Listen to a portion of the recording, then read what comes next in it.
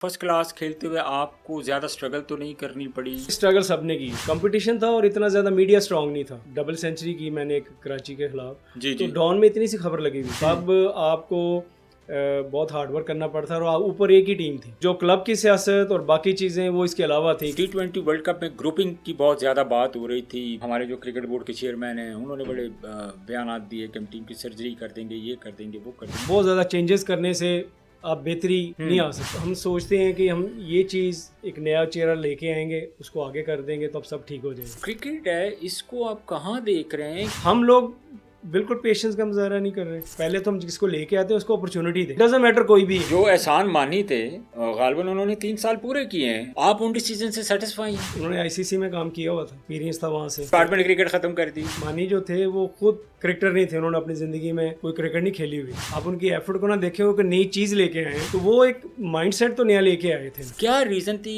कि आपको इतनी लेट पाकिस्तान खेलने की अपॉर्चुनिटी मिली? अगर आप उस दौर में देखें तो पाकिस्तान में जो प्लेयर हैं, कोई 17 साल खेला है, कोई 15 साल खेला है। वसीम भाई हैं, वकार यूनुस हैं, ये जब खेलते थे तो बहुत सारे हमारे बॉलर्स अच्छे थे कि आपको ऊपर जगह नहीं मिलती थी। राशिद खान अंडर 19 खेल के हमें ज्वाइन किया था उससे। जब वो टीम बनाते थे तो ऑब्वियसली हम इनके यंगस्टर्स को भी बुलाते थे, देखते थे। बॉडी लैंग्वेज थी, इसका जो स्टाइल था, इसका जो अग्रेशन थी और जो इसका कुछ करने का था, ये इसका शुरू से ही है। He was very good right from the start.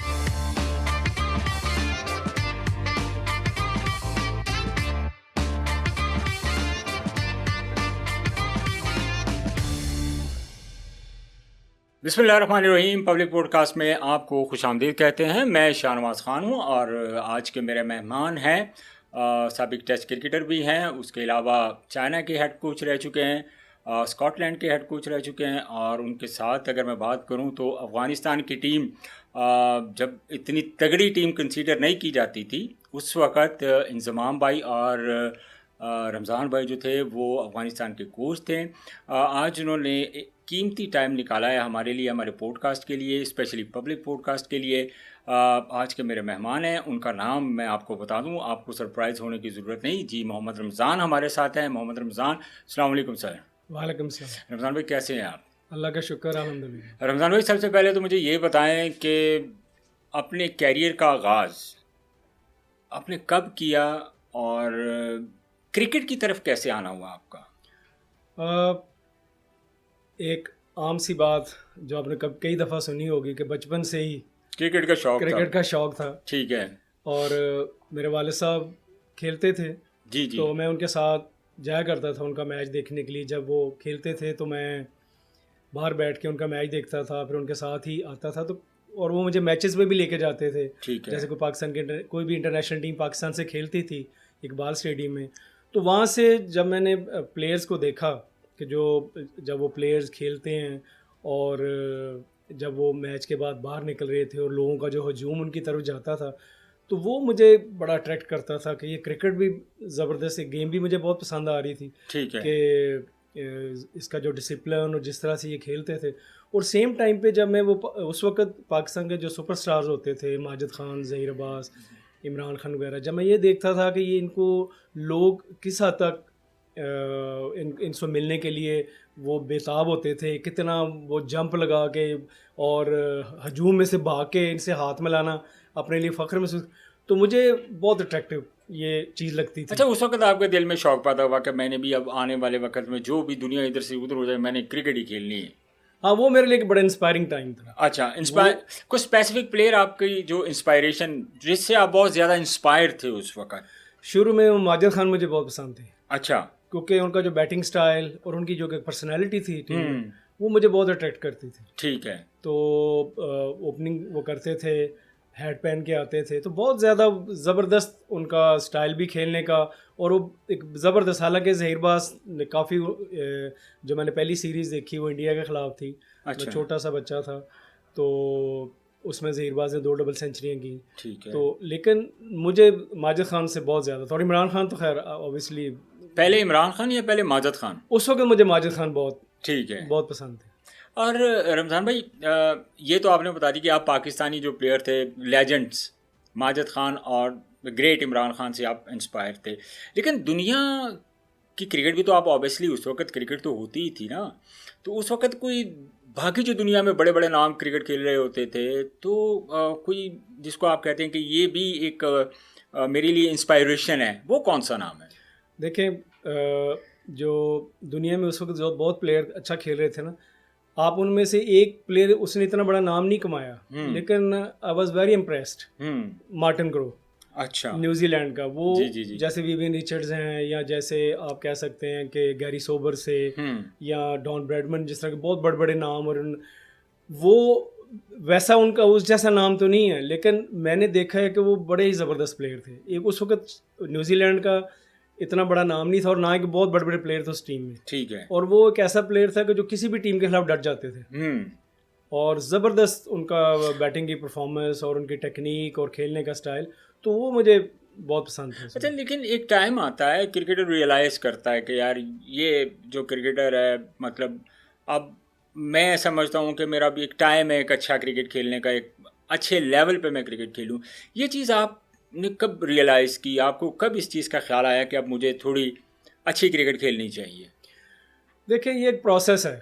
Process तो ऑब्वियसली है, हाँ जी। लेकिन एक प्लेयर होता है, एक टाइम आता है, उस टाइम पे बंदा कहता है कि यार अब मैं थोड़ा ठीक हूँ, अच्छा हूँ, तगड़ा हूँ, तो अब मुझे अच्छे क्रिकेट की तरफ जाना चाहिए। देखिए, एम तो शुरू से बड़ा था।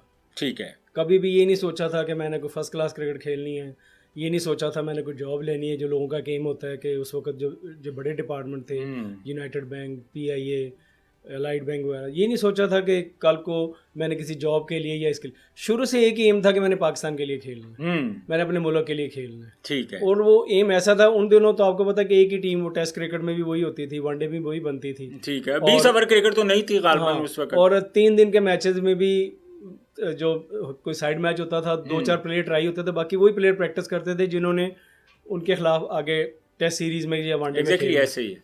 तो कंपटीशन बहुत था, लेकिन बिलीव करें कि पहले दिन से ये यकीन था कि इंशाल्लाह हार्डवर्क करते जाएंगे, मेहनत करेंगे, तो देने वाली अल्लाह की ज़ात है, और वो ज़रूर देगा इंशाल्लाह। लेकिन आपको भी तो एक स्पेसिफिक टाइम पे ये एहसास हुआ होगा, महसूस किया होगा, जब आप अच्छी क्रिकेट की तरफ आए, वो कौन सी स्टेज थी? देखिए, जब मैं अंडर 14 खेला, पहला टूर्नामेंट मेरी ज़िंदगी का था, उसमें मैं मैन ऑफ द सीरीज़ हुआ। ठीक है। अपने फैसलाबाद से खेला, अगेंस्ट पूरे पाकिस्तान की टीम्स थी, तो मैन ऑफ द सीरीज़ हुआ, और साथ में बेस्ट बैट्समैन हुआ। ठीक है। तो वहाँ से मुझे फिर लाहौर गवर्नमेंट कॉलेज में दाखिला मिल गया। यहाँ पर बहुत, क्योंकि मैं फैसलाबाद से हूँ, तो यहाँ पर आके बहुत ज़्यादा एक मेरे लिए बहुत चेंज था। तो वहाँ के जब क्रिकेट खेली और क्लब क्रिकेट खेली, और नेट पे बड़े बड़े प्लेयर आते थे, मैचेस खेलते थे। घर की तरफ से रिस्ट्रिक्शन थी आपको जब आप लाहौर शिफ्ट हुए? नहीं, मेरे वालिद साहब को मैंने बताया ना शुरू अर्ली, मैंने बताया ये तो आपको एडवांटेज था। मुझे एडवांटेज था कि मेरे वालिद साहब को शौक था, और जैसे जैसे मैं ये बता रहा हूँ, जो कि जैसे मैंने बचपन से थोड़ी खेली। क्योंकि नॉर्मली मेरे क्वेश्चन पूछने का मकसद ये है कि नॉर्मली पेरेंट्स जो होते हैं जब आउट ऑफ सिटी स्पेशली, ये तो अंडरस्टैंड है कि अगर आप पढ़ने के लिए जा रहे हैं ठीक है, लेकिन अगर आप क्रिकेट खेलने के लिए जा रहे हैं तो 100 में से 1 या 2% ऐसे पेरेंट्स होते हैं जो अपने बच्चों को सपोर्ट करते हैं, स्पेशली दैट टाइम, क्योंकि उस वक्त सिर्फ यही था कि अगर आप पढ़ेंगे लिखेंगे नहीं तो आप, इसका मतलब है कि आप ख़राब ही होंगे। जी बिल्कुल। ठीक है ना। तो उस दौर में मेरे वालिद साहब को मैं क्रेडिट उनको देता हूँ कि उन्होंने बहुत सपोर्ट किया मुझे। ठीक है। और ये था कि मैं जो भी उस वक्त खेल रहा था, अंडर 14, अंडर 16, अंडर 19, जो क्लब के मैचेस, अल्लाह का शुक्र है कि परफॉर्मेंस भी इस तरह थी कि वो उनको, मुझे भी इनकरेज कर रही थी और उनको भी कर रही थी, क्योंकि डे बाय डे आप प्रोग्रेस की तरफ जा रहे थे। बिल्कुल। तो उसके बाद फिर जो, जहाँ आपका क्वेश्चन ये था कि मुझे कब हुआ, जब मैं पहला मैच खेला, फर्स्ट क्लास का पहला सीज़न खेला, तो मैंने काफ़ी, अल्लाह का शुक्र है कि अच्छे रन्स किए, जिससे कि मुझे काफ़ी ये चीज़ रियलाइज़ हुई, जिसमें मैंने काफ़ी टेस्ट प्लेयर्स, जो टेस्ट उस वक्त के बॉलर थे, कबीर खान, ये जाकिर खान वगैरह, या इस तरह के, या मोहसिन कमाल वगैरह, जो उस वक्त के टॉप बॉलर थे और बिल्कुल यंग, तो मैंने इनके खिलाफ जब रन्स किए और फर्स्ट क्लास में अपनी टीम के लिए परफॉर्मेंस दी जताया, तो मुझे रियलाइज़ हुआ कि there is something that I can, इंशाल्लाह ताला, in my talent, that I can achieve something in future. नहीं तो मुझे ठीक है, शौक पहले से था, बिलीव पहले से था, और तब थोड़ा सा जब मैंने इनके खिलाफ परफॉर्मेंस दी इस लेवल पे, तो मुझे हो गया कि ये कोई इतनी बड़ी इंशाल्लाह ताला आई विल अचीव। देखिए, बहुत सारे रमज़ान भाई हमारे प्लेयर्स हैं, बड़े अच्छे अच्छे प्लेयर्स भी गुजरे हैं, इसमें कोई दो राय नहीं है। कंपटीशन भी आपके दौर में बहुत ज़्यादा था। आप फर्स्ट क्लास खेलें, फर्स्ट क्लास खेलते हुए आपको ज़्यादा स्ट्रगल तो नहीं करनी पड़ी, या आपको जैसे अगर मतलब मैं बात करूं, अपने दौर की भी बात करूं, तो एक एक दो दो साल तो हम सिर्फ एक क्लब का मैच खेलने के लिए तरस जाते थे। और आप सडनली जैसे ही आपने एक प्लेटफॉर्म आपको मिला, अंडर 14 में आपने परफॉर्म किया, फिर आगे अंडर 19 आती है, फिर उसके बाद डोमेस्टिक आती है, फिर फर्स्ट क्लास आती है। लेकिन आप फर्स्ट क्लास क्रिकेट जब आप खेले हैं तो आपको ज़्यादा इन बिटवीन दैट टाइम आपको ज़्यादा स्ट्रगल तो नहीं करनी पड़ी उसके लिए? देखिए जी, स्ट्रगल सबने की है। हम्म। कोई भी किसी को भी आप पूछेंगे जो बहुत बड़ा लेजेंड या प्लेयर बना है या एक ख़ास लेवल तक गया है, स्ट्रगल उस दौर में ज़रूरी थी क्योंकि कंपटीशन था। ठीक है। कंपटीशन था और इतना ज़्यादा मीडिया स्ट्रांग नहीं था। बिल्कुल ऐसे ही है। आपने एक डबल सेंचुरी की मैंने एक कराची के खिलाफ, जी तो जी। डॉन में इतनी सी खबर लगी हुई थी। और डॉन पाकिस्तान में कितने लोग पढ़ते हैं आज तो मीडिया में खबरों में, सोशल मीडिया तो प्लेयर को और दूसरे मीडिया। फॉर्मेट ज़्यादा हैं। T20 फॉर्मेट है, वनडे फॉर्मेट है, आपके पास टेस्ट का फॉर्मेट है, फिर लीग्स हैं। तो अब प्लेयर्स के लिए आगे जाने के लिए बहुत सारे प्लेटफॉर्म हैं और हर बंदे का आपको इवन कि एक बंदा क्लब क्रिकेट है वो उसका भी आप शाम को देख लेते हैं कि उसने क्या किया हुआ है और उसकी वीडियोस भी घर बैठे। तब ये नहीं था, तब आपको बहुत हार्ड वर्क करना पड़ता था और ऊपर एक ही टीम थी और जो क्लब की सियासत और बाकी चीज़ें वो इसके अलावा थी कि आपको वोटिंग के चक्कर में कि जी आप इस क्लब का है तो इसको यहाँ नहीं लाइकिंग डिसलाइकिंग एग्जैक्टली, फिर ये कि तो इस तरह के जो चैलेंजेस वो तो रहे हैं बहुत ज़्यादा, लेकिन सेल्फ बिलीव था और अल्लाह पे यकीन था और मेहनत नहीं छोड़ी। क्योंकि ये नहीं सोचा, जब भी कभी कोई बुरा वक्त आया, जब भी कहीं से सिलेक्ट नहीं हुए, तो ये नहीं सोचा कि ये छोड़ना है, ये सोचा कि इसमें अल्लाह की मर्ज़ी है, ये मेरे लिए बेहतर ही होगा, मैंने अपना काम करना है, दोबारा से अगले दिन फिर अपने रास्ते पे। नॉर्मली इस स्टेज पे तो ऐसे होता है कि एक आप यंग एज में होते हैं, बड़े अग्रेसिव होते हैं, जब आप डिज़र्व कर रहे होते हैं, आपको पता होता है कि यार मैं डिज़र्व करता हूँ इस प्लेइंग 11 में या 15 में, और आपकी जगह नहीं बनती अगर आपकी जगह कोई और खेल लेता है। या कभी आपके साथ ऐसा हुआ ये तो बहुत दफ़ा हुआ कि आपका दिल किया हो कि यार मैं अगर इस टीम में मेरी जगह नहीं बन रही और मुझे खिलाया नहीं गया तो मैं क्रिकेट छोड़ दूँ? नहीं, छोड़ने का तो कभी नहीं आया।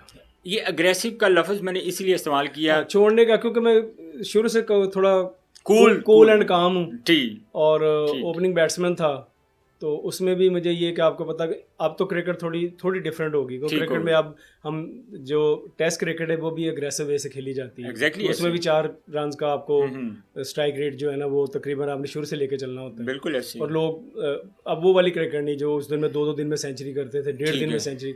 अब वो उन दिनों ये माइंडसेट था, उन दिनों आप एक गलत शॉट मार दें, अंदर से स्वीप मार के आउट हो जाएं, क्रॉस मार दें, उल्टी स्वीप का तो सवाल ही पैदा नहीं था। और अगर इस तरह की कोई चीज़ करके आउट हो जाए तो आपका कोच बेशक अपने 100 किया होता था, बाहर बिठा देता था अगले मैच में। टेक्निकल चीज़ों को बहुत नोट किया जाता था। हाँ जी, कि जी इसने जिम्मेदारी का एहसास नहीं किया और इसने खुद जो ना एक बिल्कुल जो गैर जिम्मेदाराना शॉट मार के इसने विकेट गिराई है, जिससे टीम को नुकसान हुआ है। तो हम इसको अगला मैच इसकी पनिशमेंट के लिए और फिर दूसरों के लिए एग्जाम्पल सेट करने के लिए इसको बाहर बिठाएंगे। तो वो बहुत ज़्यादा तो जो ना आपको वो था। बाकी डिसऑर्डर तो होता है जब आप किसी भी चीज़ में आपको लगता है कि आपने परफॉर्मेंस दी हुई है, आपने सीज़न में भी टॉप किया हुआ है, आपने परफॉर्मेंस दी हुई है और सब कह भी रहे हैं कि यार he is deserving to get the opportunity, और फिर भी आपको नहीं मिल रही, तो ऑब्वियसली डिसऑर्डर तो होता है, वो नेचुरल है। एग्जैक्टली ऐसे ही है।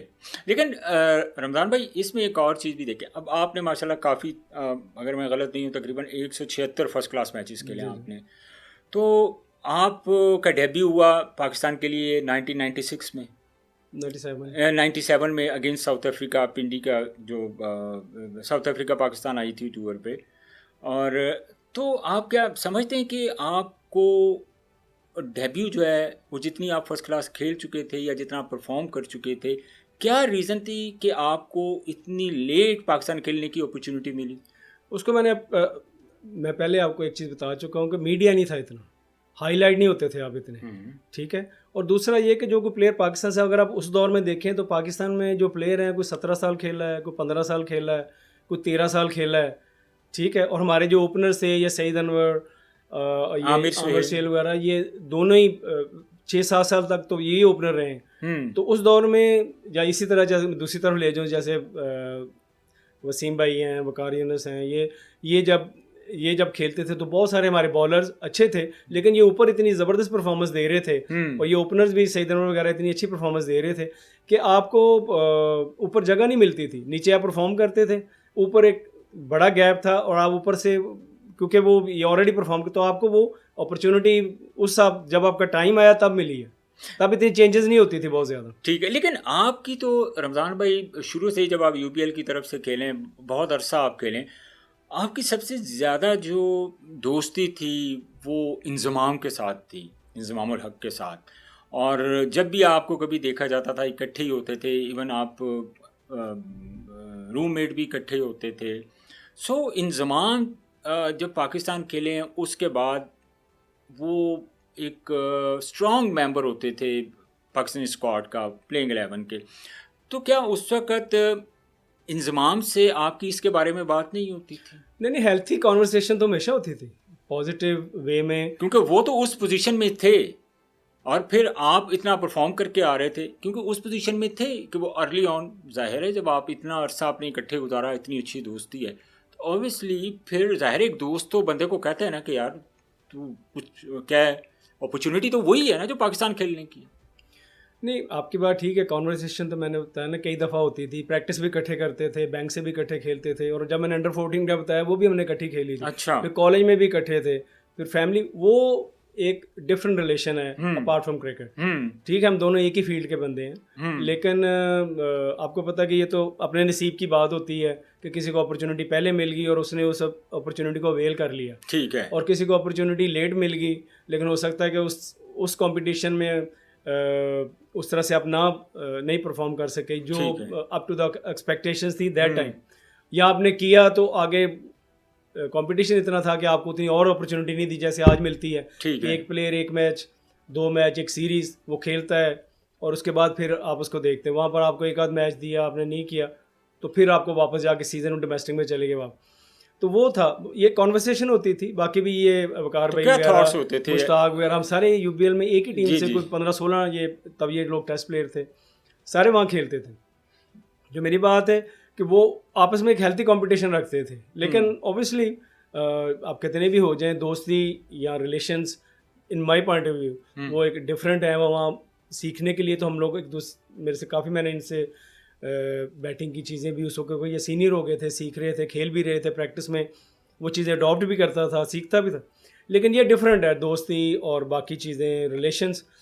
क्रिकेट में क्योंकि सिलेक्शन कमेटी है, उसका प्रोसेस है। अब एक ओपनर ही, मैं एज ए ओपनर खेलता हूँ, अगर ओपनर के लिए जगह ही नहीं खाली तो कोई उसमें भी कोई जो ऑलरेडी परफॉर्मेंस दे रहे हैं तो आपको तभी जगह मिले, अपॉर्चुनिटी मिलेगी। और एक ही फॉर्मेट है, वनडे भी वही खेलता है, टेस्ट भी वही खेलता है, बिल्कुल। अगर आप मैं देखो ना, अभी अब कंपैरिजन कर लें, अगर अब अभी तो अभी एक टीम जाती है, दूसरी टीम डिफरेंट हो रही होती है, सिवाय 5-4 प्लेयर के।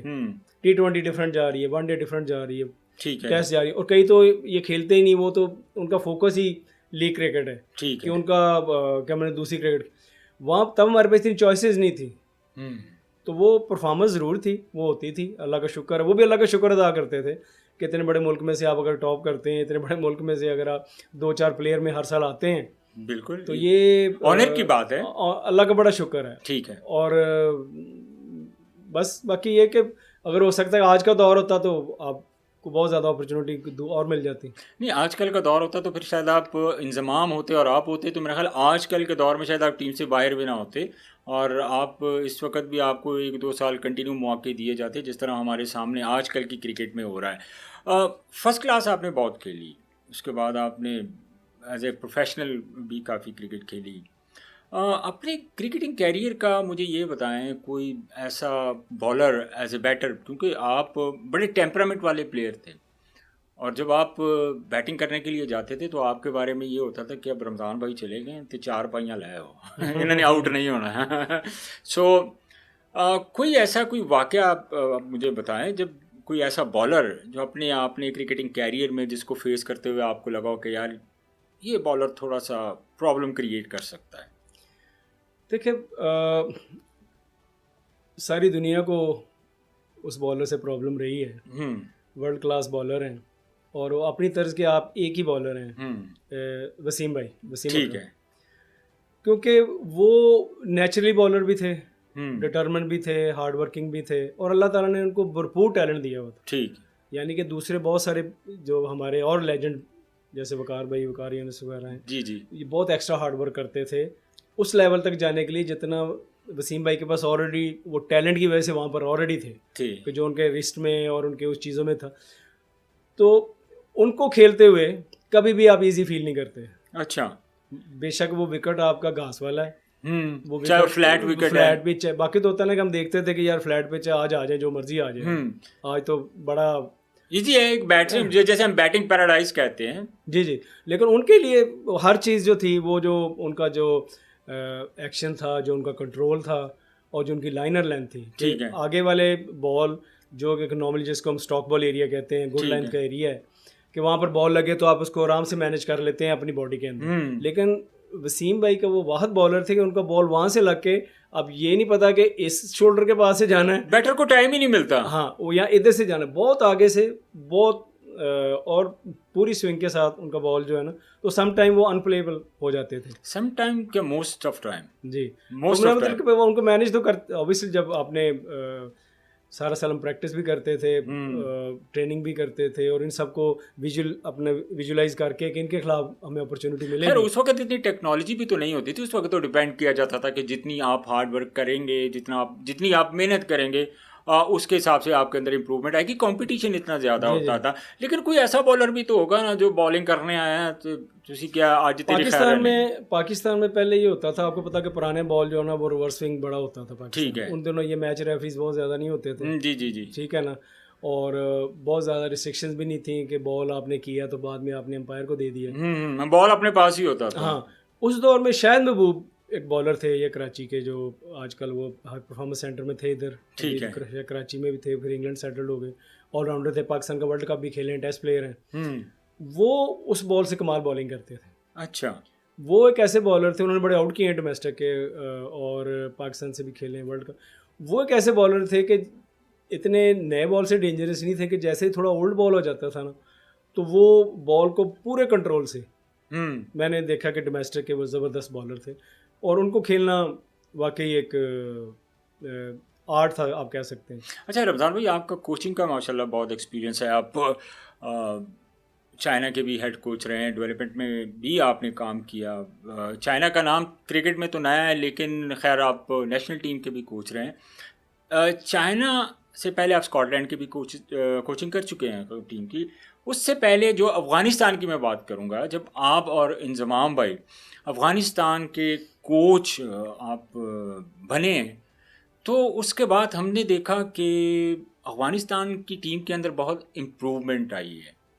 तो बेसिकली वो अफ़गानिस्तान को एज ए कोच साइन करने का जो आपका एक्सपीरियंस है वो कैसा रहा, वहाँ का इन्वायरमेंट मुझे बताएं, और जो प्लेयर्स हैं, जो वहाँ के खिलाड़ी हैं, जिन पे आपने बहुत इन्वेस्ट किया, बहुत काम किया है, तो वो एक्सपीरियंस ज़रा हमारे साथ शेयर करें। देखिए, बहुत अच्छा एक्सपीरियंस रहा, सीखने को भी बहुत कुछ मिला, और जो ज़्यादा खुशी उनको देख के ये होती थी कि उनकी बॉडी लैंग्वेज। ये ज्वाइन करने से पहले थिंकिंग क्या थी आपकी, कि आप किस थिंकिंग के साथ अफ़गानिस्तान को ज्वाइन कर रहे थे, आप और इंज़माम भाई? देखिए, जब हम उनको ज्वाइन किया तो थिंकिंग तो यही थी कि ये टीम जो है ना, ये शॉर्ट जो फॉर्मेट है उसकी बहुत ज़बरदस्त टीम थी। ठीक है, क्योंकि उनको, और दूसरा अग्रेसिव भी हैं वो, थोड़ा सा उनकी जो बॉडी लैंग्वेज है वो अग्रेसिव है, और तगड़े भी हैं, क्योंकि उनका लाइफस्टाइल ऐसा है कि जहाँ से वो उनकी बॉडी काफ़ी पावरफुल है, जैसा उनका रहन सहन है, जिस तरह वो रहते हैं। ड्राई फ्रूट बहुत खाते हैं, ड्राई फ्रूट, कावा काफ़ी चीज़ें। लेकिन ये कि जो उनका, अगर आप अफ़गानिस्तान आप देखें तो उनका लाइफस्टाइल ऐसा है, पहाड़ों में रहना और पत्थरों में क्रिकेट खेलनी, और हार्ड लाइफस्टाइल है। ठीक है, और खाने भी इस तरह जिस तरह वो, तो ये वो सारी चीज़ें थी कि जो लग था कि ये फॉर्मेट और ये लोग तगड़े हैं। जब आप कोई प्लान देते थे, आप और इंज़माम भाई, तो उस पर आप इम्प्लीमेंट करवाने का आपका क्या तरीकाकार होता था? कि यार देखिए, आप वो अफ़गानिस्तान के लड़कों से, जिनको मतलब आपने पहले बताया कि ड्राई फ्रूट और ये, और सिर्फ छक्के चौकों के लिए तो वो पॉपुलर थे, तो वो कोई, अगर आप कोचेस थे, आप ज़ाहिर है आपकी भी एक रिस्पॉन्सिबिलिटी थी, आप उनको कोई प्लान देते थे, तो उसको इम्प्लीमेंट आप लोग कैसे करवाते थे? कैसे वो उस वक़्त कप्तान गालिबन मेरा ख़्याल है शायद वो असगर। असगर थे। जी, जी। तो वो असगर अफ़गान जी, जी, उस वक़्त असगर कप्तान। अफ़गान उस वक़्त थे। राशिद खान भी मेरा ख़्याल उस वक़्त था राशिद टीम खान में। अंडर 19 खेल के हमें जॉइन किया था उस साल। अच्छा, उस साल उसने हाँ, राशिद ने अंडर 19 में बड़ा ज़बरदस्त इसने परफ़ॉर्म किया। ठीक है। तो उसके बाद इसने हमें जॉइन किया था एज ए यंगस्टर, क्योंकि हुँ, हम जब वो टीम बनाते थे तो ऑब्वियसली हम इनके यंगस्टर्स को भी बुलाते थे, देखते थे। ठीक तो है। उसमें हमें ये एक बड़ा इसका जो एक आप समझ लें कि इसका जो एक बॉडी लैंग्वेज थी, इसका जो स्टाइल था, इसका हुँ, जो जो अग्रेशन थी और हुँ, जो इसका कुछ करने का था, ये इसका शुरू से ही है। ठीक है। तो तब भी हालांकि इसको इतनी नो हो नहीं थी कि कौन सा क्या करना है, इतनी आर्ट इतनी चीज़ें नहीं सीखी थी, लेकिन नेचुरल तब भी ये बड़ा बड़ा शार्प ब्रेक होता शार्प था। ब्रेक होता था और ये नेचुरल चीज़ थी इसके पास। क्योंकि तब भी जब ये 2016 के वर्ल्ड कप में खेला है, तब भी इसकी लगता था कि इसको जब हम इसको ओवर देते थे, ये बॉलिंग के लिए आता था, तो लगता था कि अगले बॉलर्स जो बैटर्स हैं वो स्ट्रगल कर रहे हैं। हुँ, तो he was very good right from the start. उसके अच्छा। बाद फिर आवाज़ की दुनिया ने देखा, लेकिन ही वॉज वेरी इंथुजियास्टिक और ये कि वेरी हार्ड वर्किंग और जो इसका मेंटली मेंटली भी बड़ा बड़ा शार्प स्ट्रांग था। था। हाँ। बात तो ये की जाती है कि इंडिया ने बहुत ज़्यादा सपोर्ट किया अफगानिस्तान की टीम को। ठीक है, आप अफगानिस्तान के कोच रहे हैं, आप रहे हैं, इंजमाम भाई रहे हैं। सो क्या ये प्लेयरों के अंदर आपने एज ए कोच पहले टैलेंट देखा था? चंद प्लेयर्स के मैं नाम भी ले देता हूँ, राशिद खान है, फिर ये मुजीब है, फिर जिस तरह ये नबी है, फिर उससे पहले दो तीन अच्छे जो इनके बैटर थे। तो क्रेडिट तो ये भी ले रहा है, इंडिया भी ले रहा है इस चीज़ का कि हमने इनको आईपीएल में खिला के, पूरी दुनिया के लीज खिला के, वो इम्प्रूवमेंट जो है वो इस वजह से आई है अफगानिस्तान के जो प्लेयर हैं उनके अंदर। सो क्या जब ये लड़के नए नए टीम में आए तब आपको टैलेंट नज़र आया, और आपकी क्या प्रोडिक्शन थी दैट टाइम कि यार इस लड़के में ये पोटेंशियल, ये टैलेंट है कि आने वाले वक्त में ये एक सुपरस्टार बन सकता है? देखिए, टैलेंट खुद बोलता है। हम्म, आप जब क्रिकेट खेलते हैं, मैंने बताया ना कि आपकी एक पूरी क्रिकेट करियर में आपने अपने साथ के बहुत सारे लड़कों को देखा जिनके साथ आप खेलते थे। ठीक है। जैसे इंजमाम की आप मिसाल ले लें कि जो हमारे साथ वो खेलता था, वो एक्स्ट्रा टैलेंट था तभी। हम्म, तो नज़र आता था कि ये जो ज़बरदस्त है और ये बड़ी रेस का घोड़ा, बड़ी क्रिकेट खेली, बड़ी क्रिकेट खेले, क्योंकि उसमें वो चीज़ें बिल्ट इन थी। वसीम भाई के जैसे मैंने बताया ठीक हो कि गया। जब पहले दिन नेट पे आए, कहीं से कुछ नहीं सीखा, कुछ फर्स्ट क्लास नहीं खेली, लेकिन वो देखने में नज़र आ गया कि नहीं, ये तो कोई डिफरेंट क्लास है, कोई डिफरेंट चीज़ है।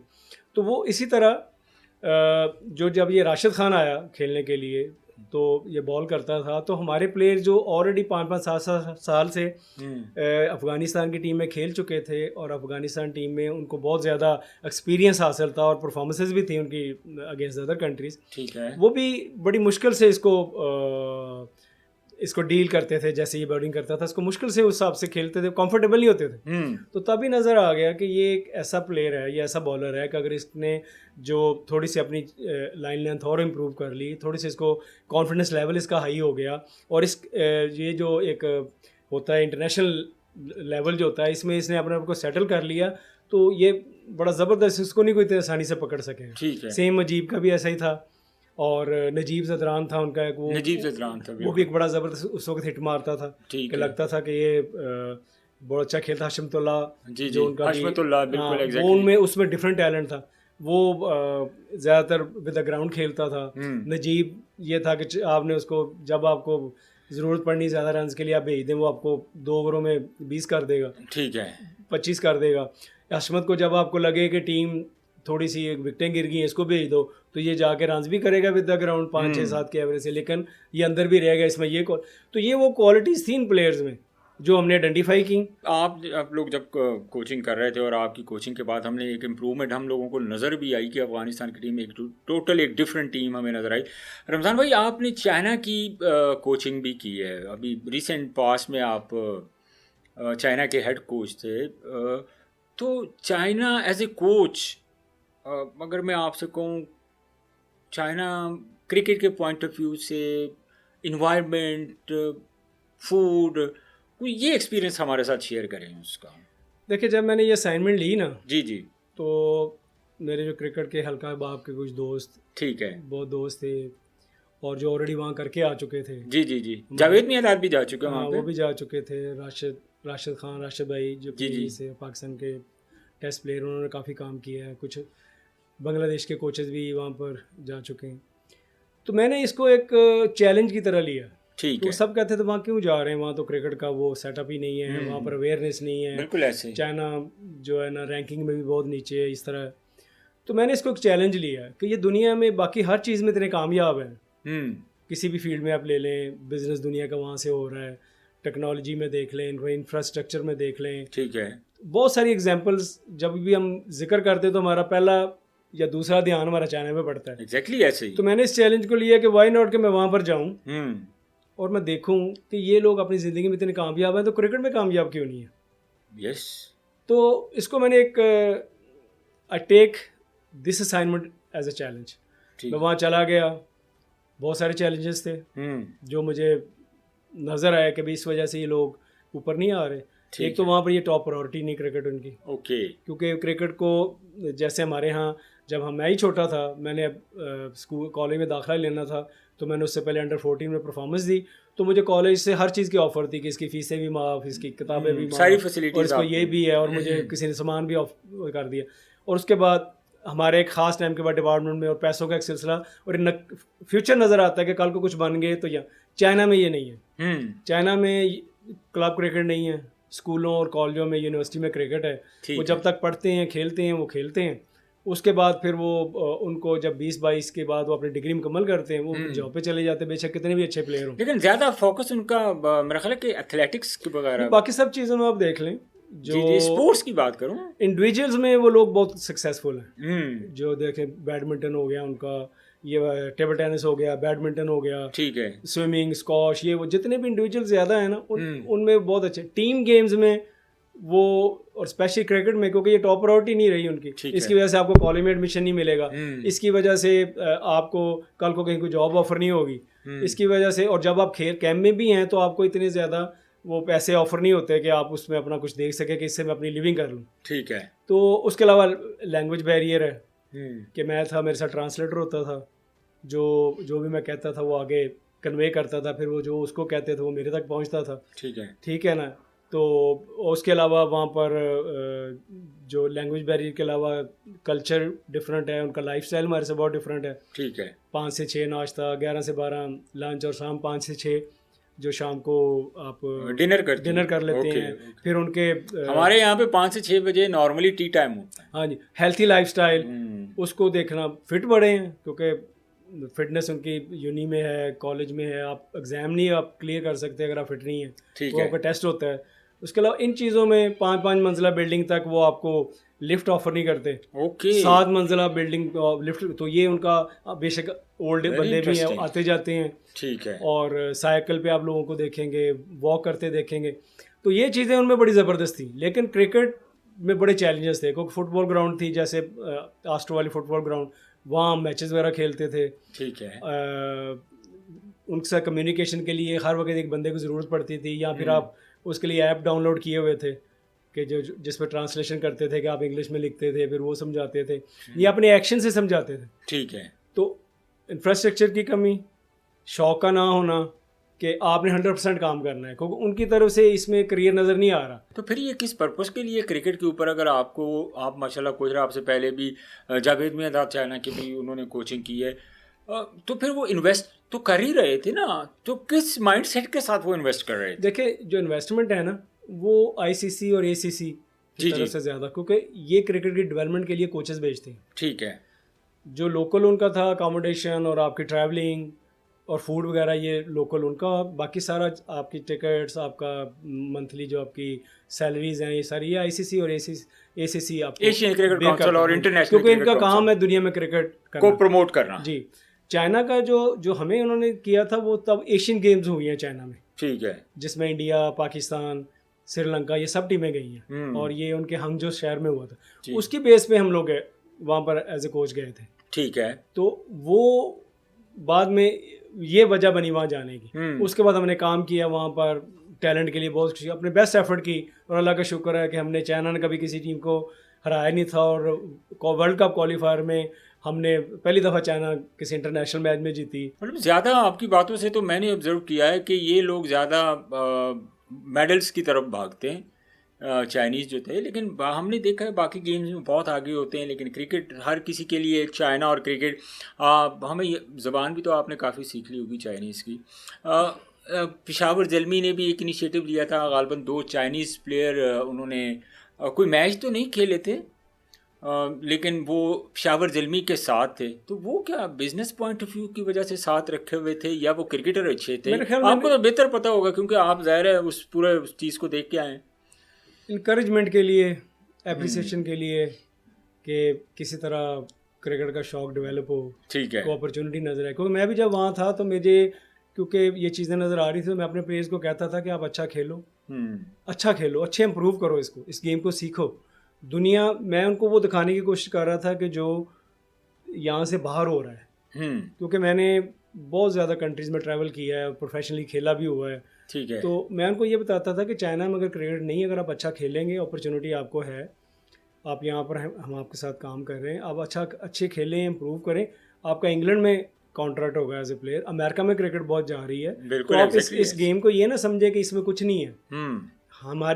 हमारे कंट्री जो पाकिस्तान है, इंडिया है, श्रीलंका है, बांग्लादेश, ये जो जितने भी कंट्री हैं, इसमें आप जब क्रिकेट खेलते हैं तो आपको पूरा फ्यूचर नज़र आता है। बिल्कुल, कल को आप अच्छा प्लेयर बन जाए तो इन जैसा नाम और शोहरत, दौलत हर चीज़ आपके पास आ जाती है। बिल्कुल ऐसे ही। और अब तो ये, मैंने जैसे आपको पहले बताया कि अब तो ये है कि आपको ज़रूर, आप पाकिस्तान से किसी वजह से नहीं भी खेलते, कंपटीशन की वजह से या परफॉर्मेंस की वजह से, तो पूरी दुनिया में आप कहीं जाके एज ए प्रोफेशनल खेल सकते। तो ये मैंने उनको चीज़ें रियलाइज़ कराई कि आपके लिए, आप अगर अच्छा हो जाएंगे तो आप ये मैं करो। और मैंने उनको बताया भी कि मैं यूके में, इंग्लैंड में रहता हूँ और स्कॉटलैंड में, तो मुझे वहाँ पर, मैं इतने सालों से खेल रहा हूँ, तो मैं आपको वहाँ एमेचर प्लेयर जाता है उसकी शक्ल में, स्टडी की शक्ल में, तो मैं आपको वहाँ पर अपॉर्चुनिटी दिलवाऊंगा, आप अच्छे हो। आप स्कॉटलैंड के भी तो कोच रहे हैं ना? हाँ जी। तो मैं उनको ये बताता था कि इसमें बहुत कुछ है, लेकिन ऑब्वियसली क्योंकि वो दुनिया से थोड़ा सा, क्योंकि वहाँ पर आपको पता है जैसे कि उनका अपना माइंडसेट है, लाइफस्टाइल है, माइंडसेट है। हाँ, एक चीज़ उनकी बड़ी तारीफ करने वाली है कि वो दे आर वेरी ओबीडियंट, कि वो अपने टीचर्स की, अपने कोचेस की वो ऐसे रिस्पेक्ट करते हैं जैसे एक बच्चा अपने बाप की। पाकिस्तान की क्रिकेट, ज़ाहिर आप टेस्ट क्रिकेटर हैं, आपका एक वसी तजर्बा है कोचिंग में। हमारी क्रिकेट नाउ अडेज़ अगर हम देखें, आपके दौर की बात करें या चले, हमने अगर थोड़ी बहुत क्रिकेट देखी है जिस एरा में, तो उस वक्त तो कंपटीशन बहुत ज़्यादा होता था। तो हमारे जो क्रिकेट है, इसको आप कहाँ देख रहे हैं कि इतनी नीचे चली गई है कि जिससे भी बात करते हैं वो कहते हैं कि यार आप लोगों का डोमेस्टिक स्ट्रक्चर फारिग है। मतलब there are lots of question कि भाई जो लड़का फर्स्ट क्लास डोमेस्टिक में परफॉर्म करता है, एक प्रोसेस है पाकिस्तान खेलने का, तो उसको आप मौका नहीं देते। टीम में ग्रुपिंग बहुत ज़्यादा है, आपके पास बेंच स्ट्रेंथ नहीं है। ये एक आम क्वेश्चंस हैं। आप इस चीज़ पे आपकी क्या थॉट्स हैं, स्पेशली ये जो मैंने पूरा एक आपको जो पूरा एक मैंने बताया है कि ये चल रहा है हमारी क्रिकेट में। देखिए, जब आप चेंजेस बहुत जल्दी करेंगे ना, जी चेंजेस करें और रिजल्ट पे चेंज करेंगे तो ऐसे ही रिजल्ट निकलेंगे। हम किसी प्रोसेस को चलने नहीं देते, ठीक है। जब तक कोई प्रोसेस पे सही तरह से इम्प्लीमेंट नहीं होगा, जब तक किसी को टाइम नहीं थोड़ा मिलेगा और वो उसमें यूज टू नहीं होगा, परफॉर्मेंस भी उस तरह से नहीं आएगी। ठीक है। आप देखें, बच्चा स्कूल में भेजते हैं, ठीक है, या कॉलेज में जाता है, उसके बाद 20 साल लग जाते हैं उसको अपने करियर में कहीं खड़े होने के लिए। एग्जैक्टली क्रिकेट में हम करते हैं कि हम किसी को अभी हमने भेजा है तो ये अभी परफॉर्म करके, तो अभी सारा कुछ करके तो हमें अभी कर दे। हम सब्र नहीं है, हम लोगों सब्र भी नहीं है। और दूसरा ये कि हम जो चेंजेस आती हैं, अभी मैंने आज एक चीज़ पिछले दिन आप देख लें कि आप इसी से रिलेटेड आपके नो हो है, आपको सारी ये जो क्रिकेट पाकिस्तान में हो रही है या तो उसमें आप ये देख लें कि हमारे कुछ टाइम में कितने लोग चेंज हुए हैं। जाहिर है, मेरा ख्याल 1 साल में 4 चेयरमैन जो हैं वो चेंज हुए हैं। हाँ, अब मुझे ये बताएं कि जब तक हम किसी को काम नहीं करने देंगे, देखिए एक बंदे ने एक ला के प्लान बनाया है, ठीक है, आपका वो प्लान इम्प्लीमेंट ही नहीं हो रहा, ठीक है, इम्प्लीमेंट के दरमियान में ही हमने आपको फारिग कर दिया या आपने एक टीम बनाई। ये देखिए, ये ओवरनाइट प्रोसीजर तो नहीं है, ये आपने एक टीम बनानी है, आपने लोग लेके आने हैं, जो भी आप माइंडसेट से आए हैं, ठीक है, आप आगे उसको थोड़ा सा टाइम दें। टाइम के बाद एक सर्टन टाइम दें, उसके बाद फिर आप देख लें कि अगर उन्होंने जो इम्प्लीमेंट किया हुआ है, डोमेस्टिक में इम्प्लीमेंट किया है, उन्होंने जो सेलेक्टर्स लगाए हैं या जो उन्होंने कोचिंग का सेटअप बनाया है वो किस तरह से जा रहा है। जब वो अभी चल रहा है, आधा चला है आधा नहीं चला, एक दो रिजल्ट बैड आ गए, कुछ प्लेयरों की परफॉर्मेंस बैड आ गई, कुछ प्लेयर्स मैचेस में हमारी, तो हमने फ़ौरन उसको चेंज किया और यहाँ से हमने नया बंदा लगा, ये गलत था, और नया बंदे ने आकर उसने अपना कह दिया नहीं ये गलत था, इसका ये सारा कुछ ठीक नहीं था, मैं अब ये लेके आया। हम उसकी एक उम्मीद लगा के उस पर बैठ जाते हैं और फिर कहते हैं अब ये इससे ठीक हो जाएगा, और जैसे ही वो थोड़ा सा आगे पीछे होता है हम उसको कहते हैं ये भी बुरा भाई निकालो ये। हम लोग बिल्कुल पेशेंस का मुजाहरा नहीं कर रहे। और दूसरा ये कि देखें जो भी पहले तो हम जिसको लेके आते हैं उसको अपॉर्चुनिटी दें, ठीक है, वो डजंट मैटर कोई भी है, वो ठीक आता है वो अपने माइंड से टीम बनाता है चीज़ें का, तो उसको टाइम लगेगा। हम यहाँ करते हैं लेकिन जो एहसान मानी थे गालिबन उन्होंने 3 साल पूरे किए हैं, लेकिन उनकी जो जो जो उन्होंने डिसीजन लिए हैं, आप उन डिसीजन से सेटिस्फाई हैं? उन्होंने आईसीसी में काम किया हुआ था, एक्सपीरियंस था वहाँ से, ठीक है ना, वहाँ से उन्होंने डिपार्टमेंट क्रिकेट ख़त्म कर दी। देखिए वो तो कुछ चीज़ें अच्छी होती हैं कुछ, लेकिन देखिए उसमें भी अगर किसी बंदे ने आके अपने एक प्लान के साथ आया है उसमें, अब देखें कि रीजन की क्रिकेट, मैं खुद ये समझता हूँ कि डिपार्टमेंट हम लोगों ने सारी उम्र आपने डिपार्टमेंट के लिए पिछले तकरीबन 55-60 साल से पाकिस्तान की क्रिकेट चल रही है, तो पाकिस्तान का जो स्ट्रक्चर है, कितने बड़े बड़े नाम हुए हमारे पूरी दुनिया में, देखें मतलब लेजेंड जो है ना वो पाकिस्तान क्रिकेट ने बनाए हैं, इमरान खान, ज़हीर अब्बास, माजिद खान, इंज़माम उल हक, वसीम अकरम, वकार यूनुस, मतलब बेशुमार। कि एक वक्त होता था रमज़ान भाई कि इंडिया कभी पाकिस्तान से मैच नहीं जीत सकता था, तो एज ए क्रिकेटर मुझे तो इस चीज़ का बड़ा दुख है। सो मुझे ये बताएं कि उस 3 साल के जो डिसीज़न थे, क्या उसकी वजह से हमारी क्रिकेट का जो बेड़ा गर्क नहीं हुआ?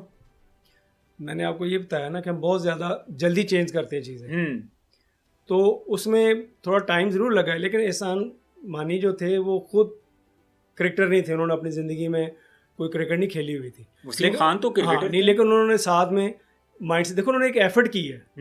आप उनकी एफर्ट को ना देखे हो कि नई चीज़ लेके आए कि एक ऐसा बंदा वसीम खान जो इंग्लैंड में काउंटी चला रहे थे, काउंटी तो खेला हुआ है वो, लेकिन तो उसके बाद वो डायरेक्टर था, उनकी स्पोर्ट्स में इन था, और उनके जो ऊपर वाले बोर्ड के लोग थे उनमें था, उसको सारा वहाँ का क्राइटेरिया पता था, उसने काफ़ी चीज़ें वहाँ पर इम्प्लीमेंट की हैं और काफ़ी कामयाब हुई हैं।